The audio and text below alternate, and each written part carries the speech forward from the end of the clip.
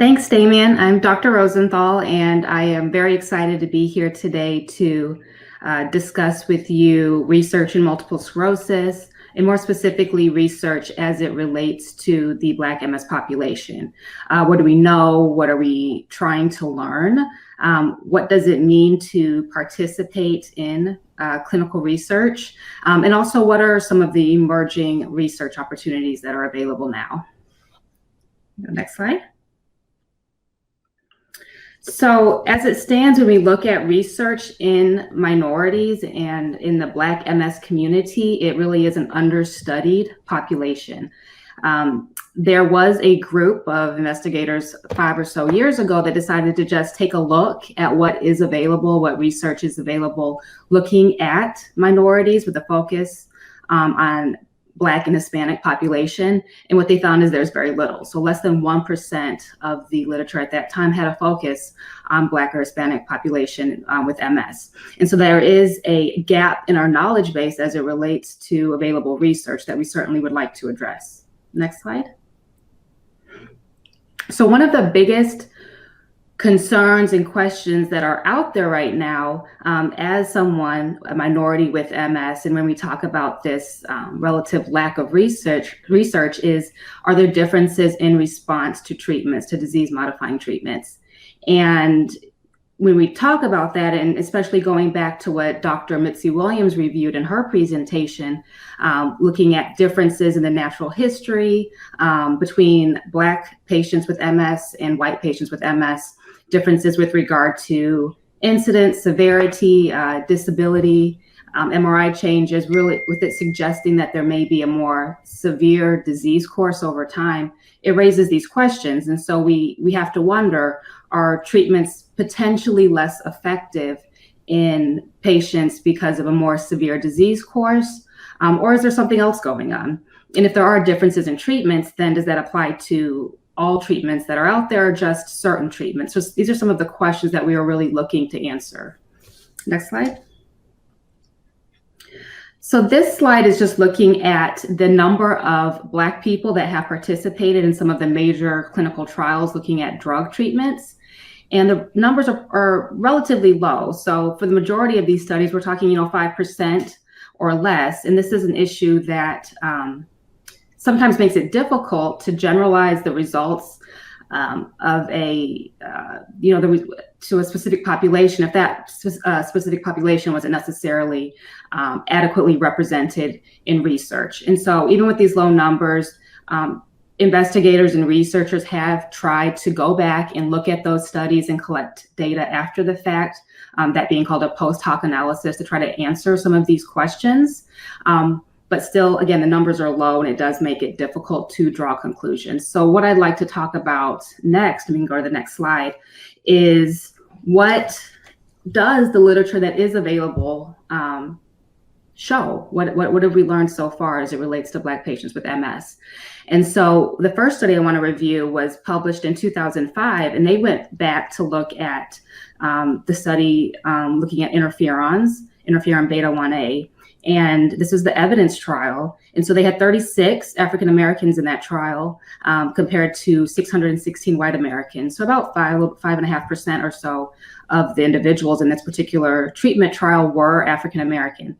And when you look at the age of onset, the baseline number of attacks, the baseline number of enhancing lesions, all of that's pretty similar, which is what we want to see when we're trying to compare groups. But then looking at the number of mean relapses, the African American group did have more, and also were less likely to be relapse free at 48 weeks. And so when looking at this, it does suggest that African Americans may be less responsive to interferon. And we can go to the next slide. So the next study I wanted to look at was a post hoc analysis of the data looking at the natalizumab. So those treatment trials, there were 2 big trials, still had relatively low numbers of African Americans included. So 1% in one of the trials and 3% in the other. And when they pulled, again, the African Americans out of the larger trials to take a closer look, there were 49 included, and 21 of those received natalizumab. What they found was that there was a significant reduction in the relapse rate, also less likely to have new or enlarging brain lesions over over 2 years. So even though small numbers limits the utility of some of this data, it does show that there are similar findings in the Black patients compared to the overall study group. Next slide. So this next study wasn't necessarily a post-hoc analysis of some of these larger clinical trials. This study was completed at a single MS clinic, and it was a retrospective chart analysis. So patients that had been followed at this clinic, the investigators decided to look in the past to see what the data showed, comparing Black patients to white patients. And they had about equal groups, 66 Black patients compared to 67 white patients. And about 2/3 or so in each group were on treatment with interferons, a lesser amount on treatment with glatiramer acetate and natalizumab. And what they were testing for was disability, changes in disability over time. And what they found was that the Black group showed more disability over time compared to the white group. And so again, that together, the investigators took that to say this may suggest a poor response to disease-modifying treatments. But again, very low numbers of people were included in this study. And ideally, what we would want is large enough numbers so that we could really break that out by individual treatment. How did just the interferon group do? How did just the glatiramer or the natalizumab group do, to get a better idea of how these patients responded to an individual treatment? Let me go to the next slide.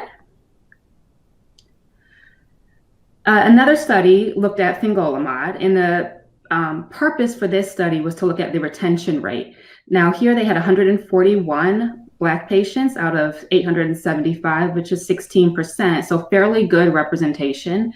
And what they found was that similar to the overall group of people in the study, that with African Americans, there was a higher retention rate, meaning that they were likely to stay with the fingolimod compared to injectable disease-modifying treatments. Unfortunately, again, not quite enough people to really give us concrete evidence with regard to comparing efficacy, but based on the data that they did have, it does look as though fingolimod does have similar efficacy to the overall population of people that were included in this study. And we can go to the next slide. All right, so here, this is a trial that was looking at dimethyl fumarate, or Tecfidera is the brand name there. And in this study here is, the results were just published. It's 3-year interim analysis. This is a trial that's it's going on for 5 years total, looking at Tecfidera and how Black patients do compared to white patients in this group. And they have over 5,000 people enrolled currently, 187 Black patients with MS. And when looking at the relapse rate reduction and the proportion of people who were relapse free after 3 years, very similar between groups. And so this data here so far suggests that that dimethyl fumarate is equally effective in both Black and non-Black individuals. And we could go to the next slide. And so the last study that I wanted to discuss was looking at alemtuzumab in patients of that are African American with relapsing remitting MS. So they followed these patients out for 8 years, and at the 2-year mark, there were 43 patients out of 1,200, so about 4% who were Black. And as the time goes on, there is some drop off, so the numbers come down a bit. But looking at the 2-year data, the annualized relapse rate was less compared to their control group, which was interferon patients. Also had a higher proportion that had improved EDSS, which is the scale that we use to measure disability, and also a higher proportion that reached NEDA, no evidence of disease activity, which is ultimately our goal with relapsing remitting MS, so that patients are not having any new symptoms, no new relapses, no MRI lesions, no change in disability. And so the study thus far suggests that Black participants respond similarly to alemtuzumab as, again, the overall study population. And we can go to the next slide. So next, I want to talk more about MS clinical research. What does it mean to participate in research, and why is it important? Next slide. So when we're looking at research design and that sort of thing, we talk about controlled clinical trials, and that really falls under a group called experimental studies. And experimental studies is designed in such a way as, where you're you're getting information moving forward, and it's designed in a way to try to prevent bias and confounders. There's an intervention of some sort, and then that intervention is tested over time to see if it has any effect on a particular outcome. So when we talk about MS treatment, for example, or drug treatments, the drug would be the intervention, and then what you're looking for with regard to that outcome may be, does it have an impact on the amount of relapses one has? But there are other types of interventions, not just drug treatments. So people look at, devices or certain procedures. They may look at therapy, for example, and then see what that particular intervention, if that makes a difference. On the other hand, there are also observational studies. Observational studies are different because it's observation only, there's no intervention. And this can still provide very useful information as it relates to risk factors, safety, and also treatment. Observational studies can be prospective, like experimental studies, meaning that information is taken moving forward. But you could also look in the past and gather data and study that as well in observational studies. And then a really common example are patient registries. That's a way of collecting data from in an observational way. And again, one of the take-home points here is that with observational studies, there is no interference with the treatment plan. Can you go to the next slide? So why are clinical trials important? Well, they provide the most accurate information about how a specific intervention works and its effects, looking at safety, for example, in addition to efficacy. And from an MS standpoint, really, it's how we identify new ways to treat disease. Next slide. So as it stands now, when we look at clinical trial participation from minorities, it's less than 10%. And looking at those drug treatment trials, a lot of which I reviewed in the beginning, it's less than that. A lot of these drug treatment trials are having 5% or less of minority involvement. Next slide. So why is diversity in clinical trials important? Well, we know that there are differences that arise from geography, for example, depending on where you may have grown up, that may affect your risk for multiple sclerosis. Race and ethnicity also contribute to disease susceptibility. As Dr. Williams mentioned 2 days ago, the natural history of MS changes. There's differences between race there, and just as we reviewed today, there are also potential differences in response to treatment. And these raise different questions, such as what genetic factors influence disease? Also, do all racial and ethnic groups respond similarly to treatment? And then differences in socioeconomic status and access to care can also lead to overestimates in disease severity that need to be accounted for in clinical trials. So in tying this all together, it's important that, in order for us to accurately apply our clinical trial results to all patients, it's important that we study all patients. Go to the next slide. So now, why are minorities underrepresented in research? So there are a few reasons why. One main reason is mistrust. So there's mistrust of the medical community in general. A lot of that may be due to, the history of discrimination and history of unethical practices that have occurred in our country in the really not so long ago past. This leads to potential participants having concerns for their own medical safety, and wondering, are the investigators or the research team being forthcoming with their intentions? So in addition to mistrust, access to care plays a role. So this includes things like insurance and income. If someone doesn't have the time or the financial resources to participate in research, that can affect whether or not they're able to. Also, access to specialists. A lot of the comprehensive or specialist MS care providers are the ones who are more involved in research. And so if you're not being seen at these particular clinics, then you may not be aware of opportunities. And lastly, cultural and religious beliefs play a role. It's tied in with family, and that can also impact one's willingness to participate in research. We can go to the next slide. So clinical trials are a type of experimental study where individuals are assigned to one or more interventions, and then that intervention is evaluated to see what its effect is.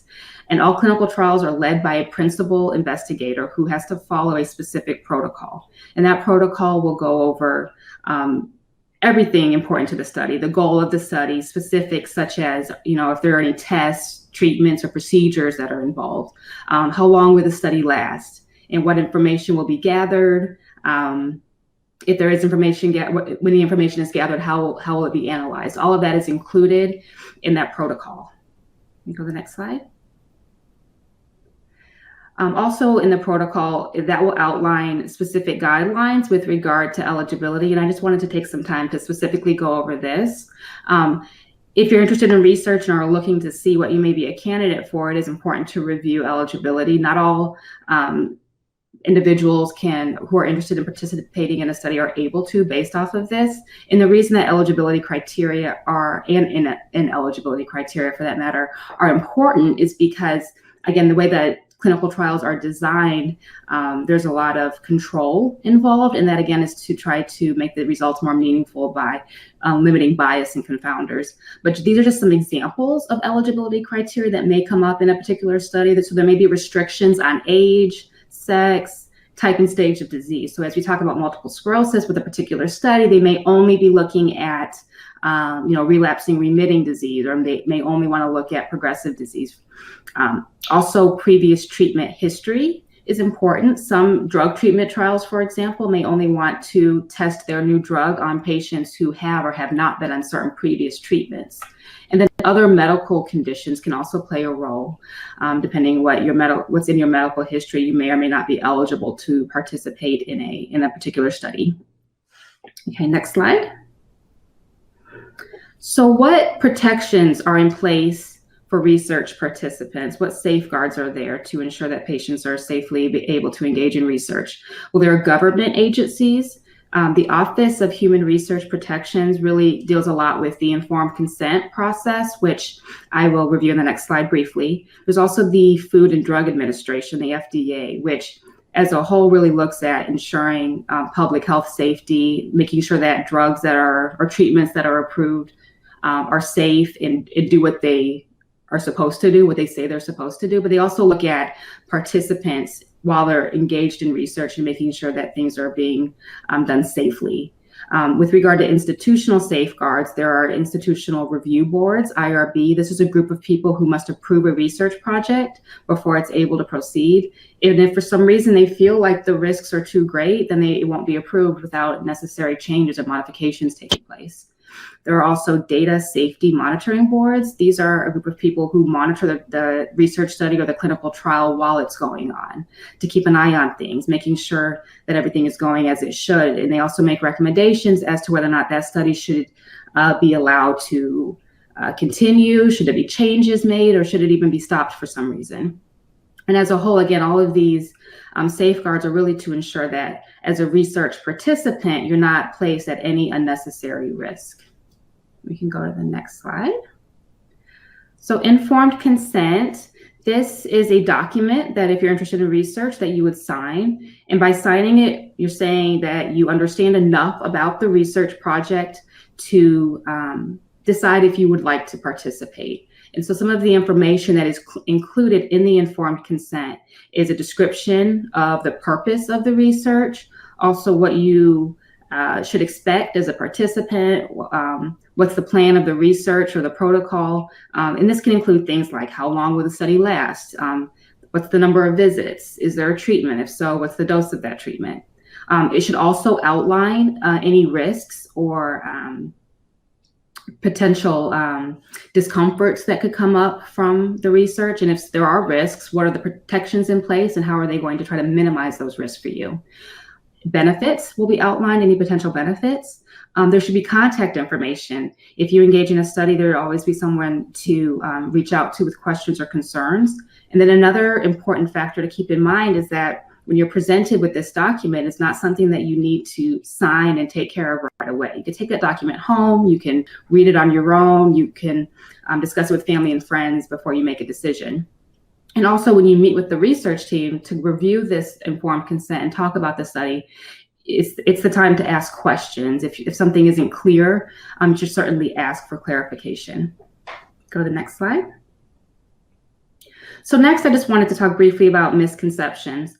One misconception really is dealing with the informed consent process. It's important to know that informed consent is not a contract. When you sign it, you're simply saying that you understand the research process. And so you can still leave the study at any time and for any reason. If you do leave a study, it will not affect your care. Researchers also must keep your healthcare information private. And then the last thing I wanted to talk about quickly here was just placebos. So a placebo is like an inactive drug or a treatment that has no therapeutic effect. And it's used to compare to whatever intervention in order to see if there actually was a difference.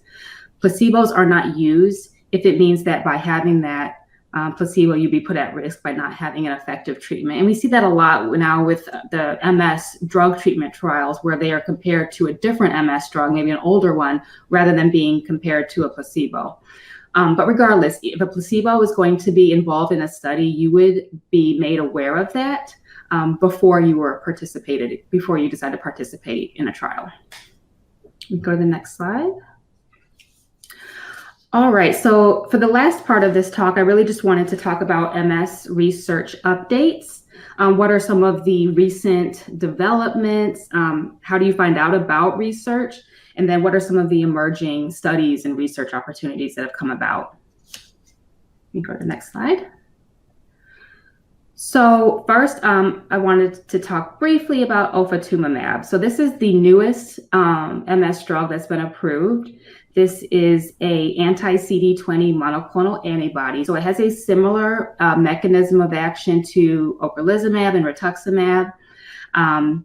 It's administered a little differently. This is a subcutaneous injection that would be administered every 4 weeks.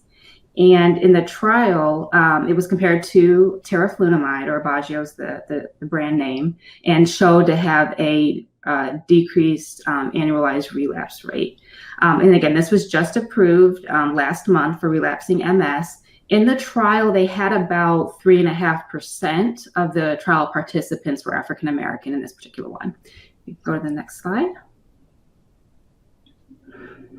All right, so let's say you're interested in research and you're trying to find out more information about opportunities that maybe are near you, or are looking at your specific disease, whether you're looking at maybe progressive MS, for example. Clinicaltrials.gov is one example of a place that you can go to look for different studies. You can search based off of, again, the type of disease and also geographic location. And I just went on not too long ago just to see what they had going on in MS patients. They had over 200 different studies that are currently recruiting, looking at various things. So of course, there's, studies that are looking at different drug treatments. Some of them are completely new drugs, and some of them are looking at older drugs in a new way. So for example, there's a study looking at ocrelizumab in individuals less than 18 years old. There's also studies looking at exercise, for example, treadmill, yoga.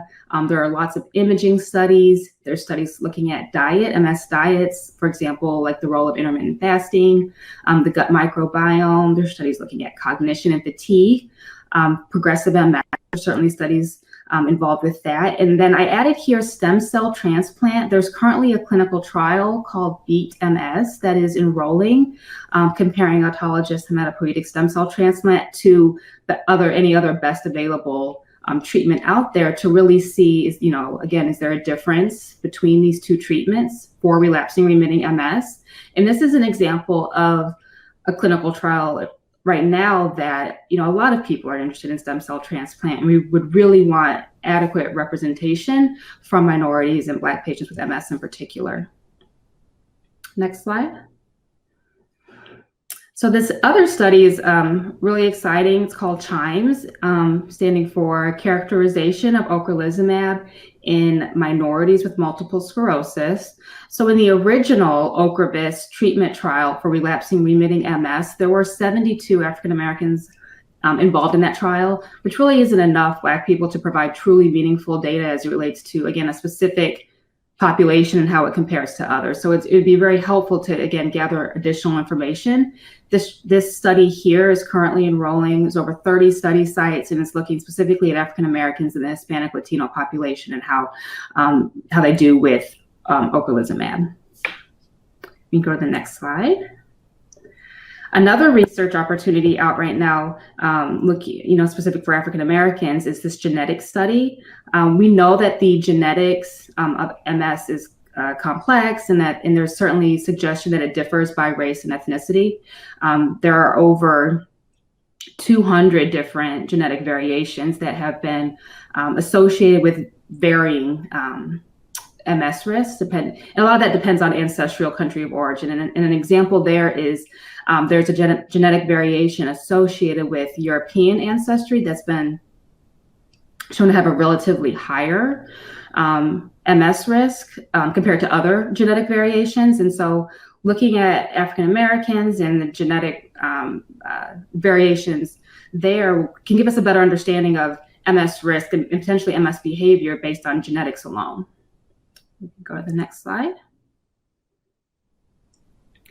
All right, so this is another really exciting research opportunity. This is the National African Americans with Multiple Sclerosis Registry. This is a fairly new project. It's just started enrolling, and this registry is going to be very helpful to identify the needs and the concerns that may be unique to the Black MS community.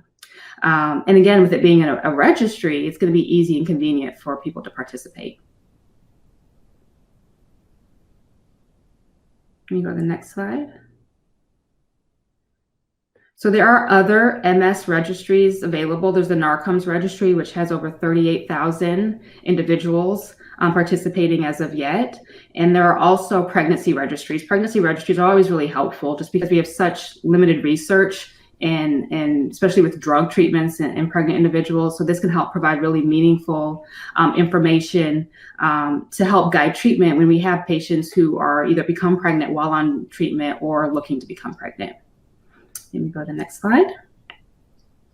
So in kind of tying everything up here, if you're thinking about participating in research, there are certainly risks and benefits, pros and cons that can be weighed.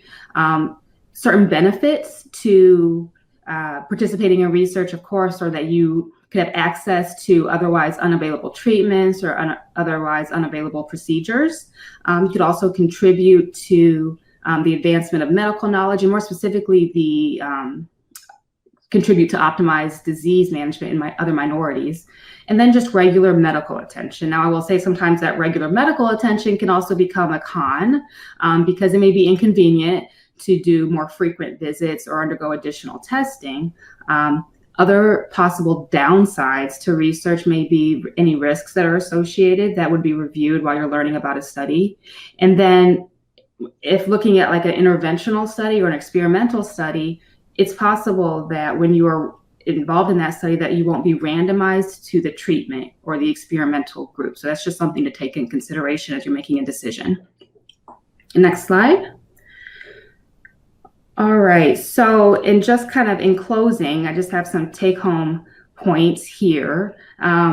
First of all, Black people are certainly underrepresented. It's an understudied population in MS. There are certain racial, ethnic, and socioeconomic factors that need to be accounted for when we are doing research. Of course, volunteers are critical to how we're able to do research. And then lastly, we need adequate representation from minorities in order to really address some of these outstanding issues.